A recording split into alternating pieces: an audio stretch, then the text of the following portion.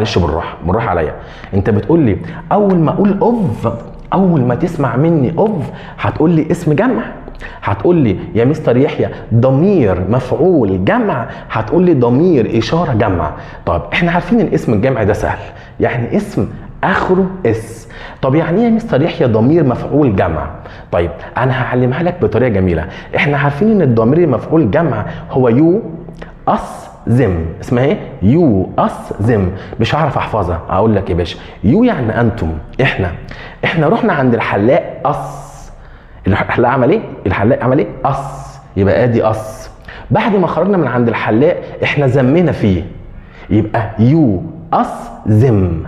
يبقى اس زمينا زم. مش هنساها بالطريقه دي يا حبيبي. يو انت رحت عند الحلاق عشان تعمل اس، وبعد ما خرجت من الحلاقه عملت ايه؟ زم. انت زميت فيه. يو اس زم. ماشي، ده اسمه ضمير مفعول